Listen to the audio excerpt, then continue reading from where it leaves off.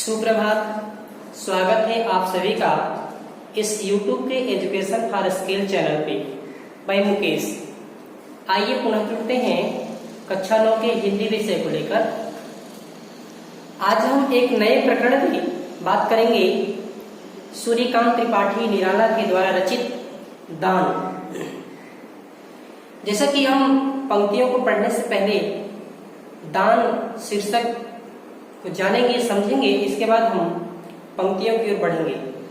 सूर्यकांत त्रिपाठी निराला ने दान कविता पंक्तियों के माध्यम से जो दीनहीन वर्ग लोग हैं, जो गरीब हैं, जो निर्धन लोग हैं, उनके प्रति कवि ने यहाँ सहानुभूति प्रकट की है और जो उच्च वर्गीय समाज के लोग हैं उनके प्रति वह करारा व्यंग के भाव को प्रकट किए हैं। तो आइए हम दान की पंक्तियों को बढ़ते हैं।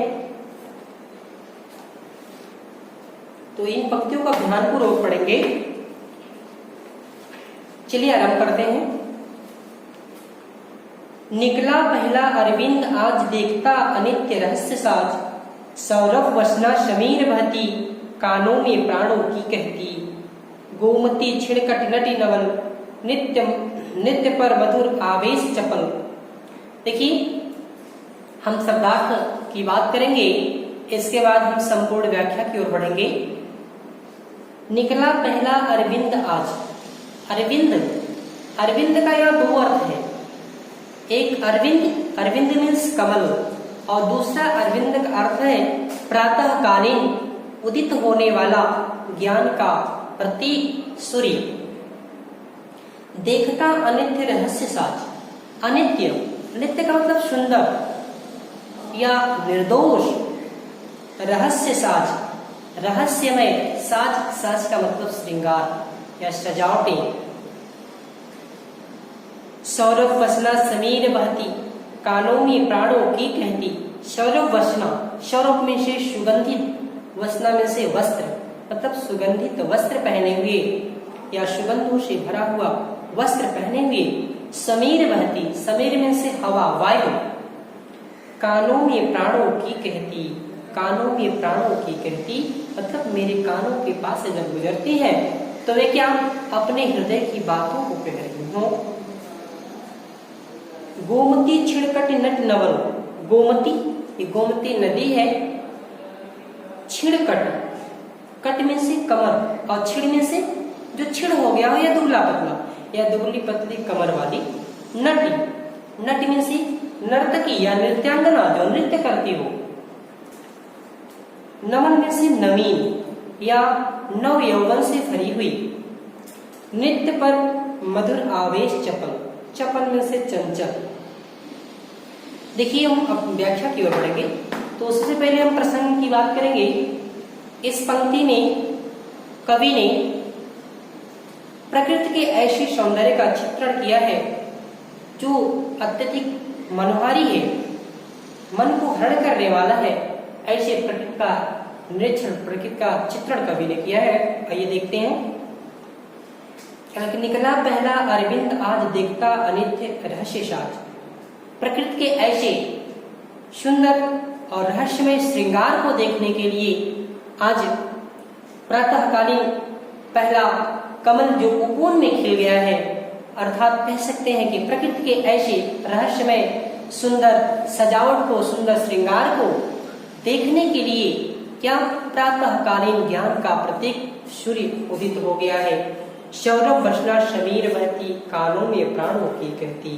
और प्रातःकालीन सुगंधों से भरी हुई या सुगंध रूपी वस्त्रों को पहन करके जब मेरे कानों के पास से यह वायु हवाएं गुजरती हैं तो ऐसा प्रतीत होता है जैसे वे अपनी हृदय की बातों को कह रही हों, मानो जैसे अपने प्राणों को प्रफुल्लित करती हुई कुछ बातों को कह सी रही हों। गोमती छिड़कटी नट नवल नित्य मधु पर आवेश चपल। गोमती और गोमती नदी, आगे कवि कह रहा है कि और मैं जैसे ही इस गोमती नदी की ओर मेरी दृष्टि जाती है, मैं गोमती नदी को जब देखता हूँ तो यह नदी किसी कारण जब नदी में कहीं कहीं जल कम दिखाई देता है, कहीं कहीं मुझे सरकत दिखाई देते हैं, बालू दिखाई देती है, तो उसे देखकर मुझे ऐसा प्रतीत होता है जैसे क्षीण कटि नट नवल, जैसे कोई नव यौवन से भरी हुई पतली कमर वाली कोई नायक, कोई नृत्यांगना, वो क्या कर रही हो, चंचलता बस आवेश में आकर के नृत्य कर रही हो या नाच सी रही हो। देखते हैं कह रहा है कि गोमती छिड़कट नट नवल, जब कवि देखता है कि गोमती नदी में जल कम होने के कारण वह सिमट से जाती है, तो उसे देख करके कवि को ऐसा प्रतीत होता है जैसे कोई पतली कमर वाली नव यौवन से भरी नृत्यांगना आवेश में आकर के, चंचलता में आकर के मधुर गीतों के ऊपर क्या कर रही हो, नृत्य कर रही हो या नाच से रही हो। इस प्रकार से रहा। अब अगली पंक्ति देखेंगे, मैं प्रातः पर्यटनार्थ चला, लौटा आपुल पर खड़ा हुआ, सोचा विश्व का नियम निश्चल, जो जैसा उसको वैसा फल देती यह प्रकृति स्वयं सदया, सोचने को न रहा कुछ नया, सौंदर्य गीत बहु वर्ण गंध, भाषा भावों के सब छंद बंद। देखिए क्या है, और भी उच्चतर जो विलास प्रकृति दान थे सब प्रयास, या अनायास आते हैं सब में है श्रेष्ठ धन्य मानव। करे कि मैं प्रातः पर्यटनार्थ चला,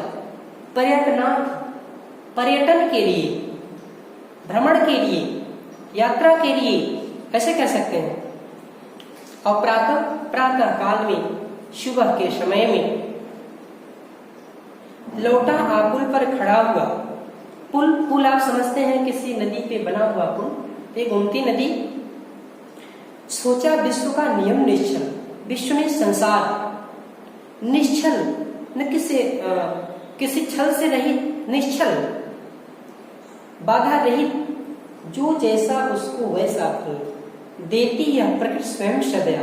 सदया मतलब दया भाव सहित या दया भाव के साथ, सोचने को न रहा कुछ नया, सौंदर्य गीत बहुवर्ण गंध, गीत का मतलब भी सुंदर गीत, विविध प्रकार के वर्ण रंग, सुंदर सुगंधे, भाषा भाव और छंद, और भी उच्चतर जो विलास प्रकृति दान भी सप्रयास।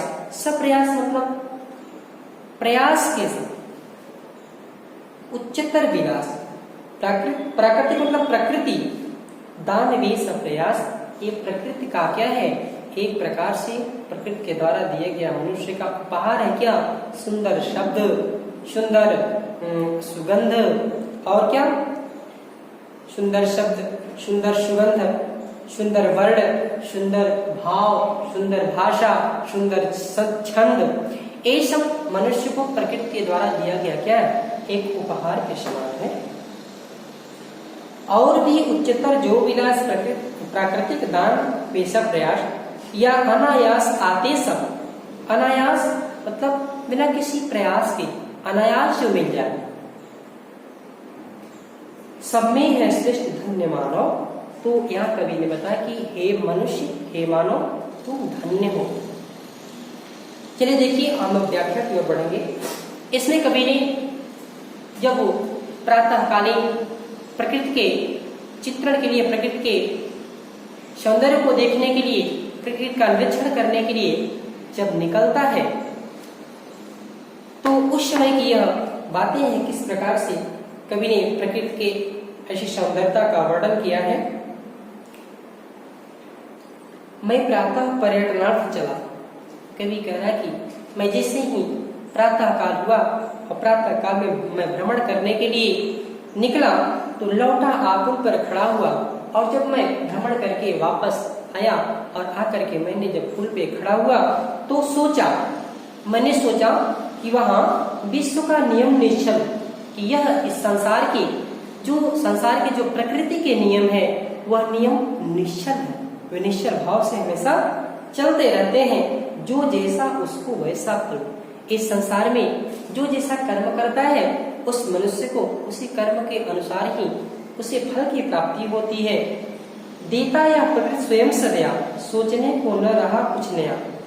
वह यह प्रकृति मनुष्य को दया भाव के साथ कुछ न कुछ कर्म के अनुसार उसे अवश्य फल के रूप में देती है, और सोचने को न रहा कुछ नया, और इससे कुछ हट करके अब सोचने को नहीं रह गया। सौंदर्य गीत बहुवर्ण गंध भाषा भाव में सप्त छंद, प्रकृति मनुष्य को सौंदर्य गीत, सुंदर गीत, सुंदर विविध प्रकार के रंग, सुंदर सुगंध, सुंदर भाषा भाव और सुंदर छंद सब कुछ उपहार के स्वरूप में दे दिया है। और भी उच्चतर जो विलास प्राकृतिक दान वे सब प्रयास, और मनुष्य को यह प्रकृति किसके दान के स्वरूप में सब कुछ भेंट किया, उपहार के स्वरूप में भेंट किया, या अनायास आते हैं सब इस संसार में। इस प्रकृति से ये सब कुछ मनुष्य को अनायास ही उपहार के रूप में मिल जाते हैं, बिना प्रयास किए ही मिल जाते हैं। सब में है श्रेष्ठ धन्य मानव। आगे कविता के हे मानव, तुम धन्य हो, तुम धन्य हो और तुम श्रेष्ठ हो, जो कि सब कुछ प्रकृति उपहार के स्वरूप में तुम्हारे लिए क्या करती, अर्पण कर देती है। इस प्रकार से राम इसमें मानवीकरण और अनुप्रास अलंकार का समावेश रहा।